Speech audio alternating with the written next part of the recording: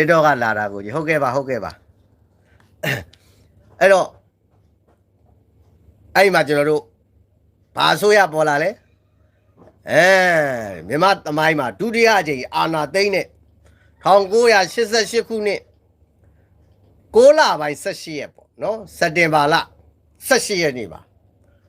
တပ်မတော်ကနေပြီးဒုတိယအကြိမ်မြောက်အာဏာသိမ်းပလိုက်ပြီးတော့နိုင်ငံတော်ညီမှုပြည်ပြမှုတိဆောက်ရေးအဖွဲ့ဆိုပြီး19ကော်မတီပေါ်လာတာပေါ့ဗျာ19ကော်မတီနော်အဲ့ဒီမှာလဲရည်ရွယ်ချက်၄ချက်စချတာပဲပထမဦးနေဝင်းကြီးအိမ်ဆောက်ဆိုရလက်ထက်တော့လဲရည်ရွယ်ချက်၄ချက်ကျွန်တော်သဘောတရားပြောခဲ့တယ်နော်ဒီမှာလဲရည်ရွယ်ချက်၄ချက်စချတယ်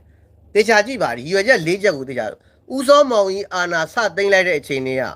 ဘာလို့ရည်ရွယ်ချက်လဲစကြည့်မယ်နံပါတ်1ကတရားဥပဒေစိုးမိုးရေးနဲ့နယ်မြေအေးချမ်းသာယာရေးဟုတ်တယ်လေအရေးခင်းကြီးကြောင့်တရားဥပဒေမစိုးမိုးဘူးနယ်မြေမအေးချမ်းမသာယာဘူးနော်ဂျင်ကလေးတွေလိုက်ဖမ်းရတယ်လေကျွန်တော်ငယ်တော့အဲ့မှာမှတ်မိတယ်ကျွန်တော်အကိုတွေအမှပိန်းနေပြီကိုဂျင်ကလေးတွေပြစ်ပြီးတော့လေ့ကျင့်နေကြတာ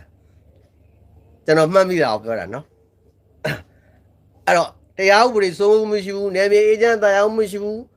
အဲ့တော့နံပါတ်1တရားဥပဒေစိုးမိုးရေးနယ်မြေအေးချမ်းသာယာရေး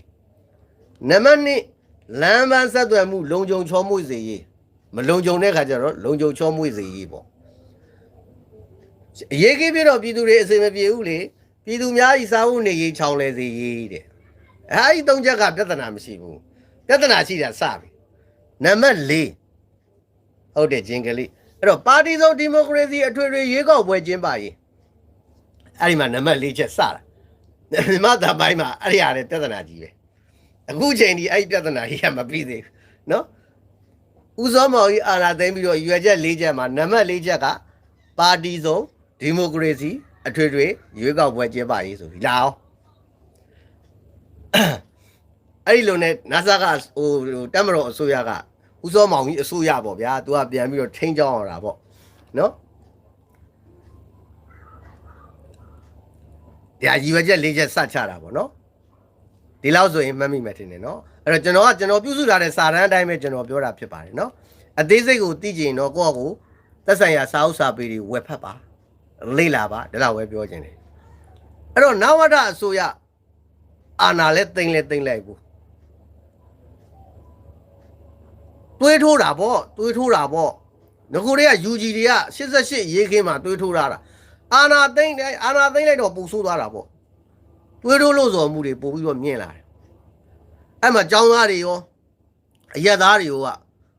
UG တွေကတွေးထိုးတယ်ကွန်မြူနစ်တွေကတွေးထိုးတဲ့ခါကျတော့အခုခေတ်လိုပဲအကုန်လုံးဘယ်လိုသွားတာလဲအစိုးလိုက်အပြုံလိုက်ဘာဖြစ်လဲတောခိုကြတာအစိုးလိုက်အပြုံလိုက်တောခိုကြအဲ့တော့ပါပီမတို့ဘာလို့ပေါ်လာတာဇကားတွေကအဲ့ဒီမှာ88ကနော်အဲ့တော့ဒီမှာကျွန်တော်ကဖတ်ထားတဲ့အတိုင်းကိုကျွန်တော်လေ့လာထားတာကိုကျွန်တော်ပြောတာနော်အဲ့တော့ကျွန်တော်စာအုပ်တုပ်ထဲမှာဖတ်လိုက်တဲ့ခါကျတော့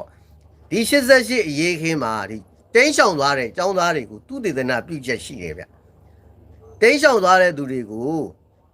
ကျွန်တော်တို့အမျိုးသားတွေကိုလေ့လာကြည့်တဲ့ခါကျတော့အမျိုးသား၄မျိုးသွားတွေ့တယ်တေချာကြည့်နော်ဒီဘက်ခင်းနဲ့အတူတူပဲအခု2021နဲ့အတူတူပဲတေချာကြည့်ဒါက88အရေးခင်းကသူတည်တနာပြုချက်ကိုကျွန်တော်ပြောမှာចောင်းသားတွေစူလိုက်ပြုံလိုက်တောခိုသွားကြတယ်တင်းရှောင်သွားကြတယ်တွေးထိုးတဲ့ကောင်တွေစကားကိုနားယောင်သွားတယ်ဒီဘက်ခေတ်လိုပဲယုံမတက်နဲ့ယုံထွက်နော်တင်းရှောင်သွားကြတယ်ဟုတ်ပြီနော် CDN လောက်သွားကြတယ်ဗောဗျာနော်အဲ့ဒီမှာလူတင်းရှောင်သွားတဲ့အမျိုးသား၄မျိုးသွားတွေ့ရပါတယ်တဲ့နံပါတ်1ကဒီမိုကရေစီကိုလက်နက်ကင်တော်လှန်ရေးနှင့်တိုက်ယူမှရမည်ဟုယူဆသူများအဲ့ဒီရဲ့ယူဆကိုမှိုင်းမိတဲ့သူတွေကတောခိုသွားကြတယ်တင်းရှောင်သွားကြတယ်အိမ်မှာမနေကြတော့မိဘစကားနားမထောင်ကြတော့ဘူးဒီဘက်ခေတ်လိုပဲအဲ့တော့ဘာတွေလဲNLD တို့အခုဒီဘက်ခေတ် UG အစိုးရကြီးလို့ပေါ့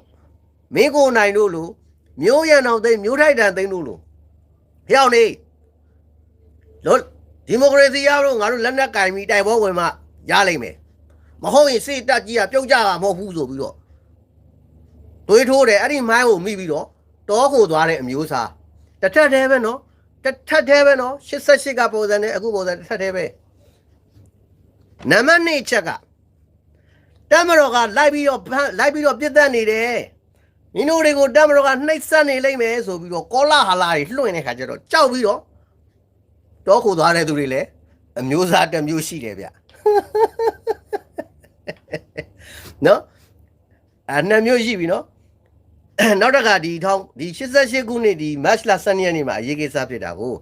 အဲ့ဒီကနေစပြီးစက်တင်ဘာလအထိဒီအရေးခင်းတွေမှာတချို့တွေကရေးခင်းဖြစ်တဲ့ကခြေလွန်လက်လွန်တွေဖြစ်ကြတယ်လေတချို့တွေလမ်းမပေါ်မှာခေါင်းဖြတ်တဲ့ကောင်တွေရှိတယ်လေ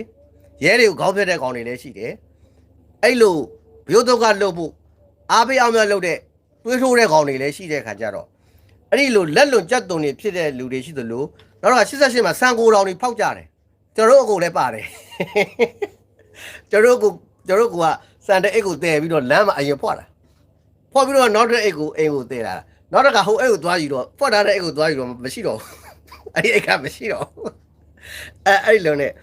အဲ့ဒီလိုခြေလိုလက်လိုဖြစ်ထားတဲ့ရာဇဝတ်မကင်းတဲ့ကောင်တွေကလည်းတက်မတော်ကစောစောကတွေးထိုးတာကိုဖမ်းနေတယ်ပါတွေးထိုးကြောက်ပြီးတော့တော့ခိုသွားကြတဲ့အမျိုးသားကတမျိုးနော်နောက်တစ်ခါနောက်မျိုးစားကနံပါတ်၄မျိုးစားအဆိုးဆုံးပဲဘာယုံကြည်ချက်မှလည်းမရှိဘူးဘာရွယ်ချက်မှလည်းမရှိဘဲနဲ့အများရောင်ပြီးတော့လိုက်ပြီးတော့တကယ်ချင်းငါသွားတော့မှမေ့လိုက်ခဲ့အေးလိုက်မယ်ကွာဆိုပြီးဘာမှမသိဘူးမသိကိုမသိမဲ့သူများရောင်တိုင်းလိုက်ရောင်ပြီးတော့တောကိုသွားတဲ့အမျိုးစားဆိုပြီးတော့ဒါ88ကသူတည်တဲ့နာပြုချက်အဲ့ဒီအချက်၄ချက်တော့ကျွန်တော်တွေ့လို့ကျွန်တော်ဒါလေးရေးထားတာကြိုက်လို့ဒီဘက်ခင်နဲ့တူနေလို့အဲ့လိုလေးတွေရှိခဲ့ပါတယ်ဆိုပြီးတော့နော်ဟုတ်တယ်အခုကအရင်ထက်ပိုဆိုးတယ်ဗျဟုတ်တယ်စိုးတာတော့ဟုတ်တယ်မဟုတ်ဒါကျွန်တော်ကကျွန်တော်တွေ့လို့ကျွန်တော်ဖတ်မိလို့ရေးထားတဲ့စာအုပ်တွေကသူ့သနာတူးချက်လေးကိုကျွန်တော်သဘောကျလို့ရေးထားတာကျန်တာကောက်ကိုဆက်ဖြည့်တွေးဟုတ်ပြီနော်ပိုဆိုးတဲ့အချက်စိုးတာပေါ့အခုကမတို့လားဗီဒီယိုဖိုင်နေလေနေစီးမချအဖွဲ့กว่าဆိုပြီးတော့ကျွင်းနေတူးပြီးတော့ချက်ချင်းလဲတွေဖြတ်ပြီးတော့ကျွင်းတွေကိုတူးချတွန်းချတာလေတော့ကမင်းတွေ့ဖို့တွေ့မြောက်မင်းတူးဆိုပြီးတော့တူးခိုင်းတာလေလဲနေရွက်တွေဖြတ်တယ်လေနှာခေါင်းတွေဖြတ်တယ်လေလဲပင်းတွေဖြတ်တယ်လေပိုဆိုးတာပေါ့ဒီဘက်ကပိုဆိုးတာပေါ့နော်ဟုတ်တယ်88ကလည်းပိုဆိုးတယ်88ကလမ်းမပေါ်မှာရဲကိုခေါင်းဖြတ်တာကတယောက်စ2ယောက်စလောက်ပဲရှိတာဒီဘက်ကအများကြီးအကုန်လုံးဖုန်းကြီးကိုလည်းခေါင်းဖြတ်တယ်နှစ်ထင်တိတ်ပြည့်တယ်တီလာရှင်လည်းခေါင်းဖြတ်တယ်အကုန်လုံးဆရာမတွေရောအကုန်လုံးအုပ်ကြီးတွေဆိုအများဆုံးပဲအဲ့လိုလေးတွေရှိတာပေါ့ဗျာ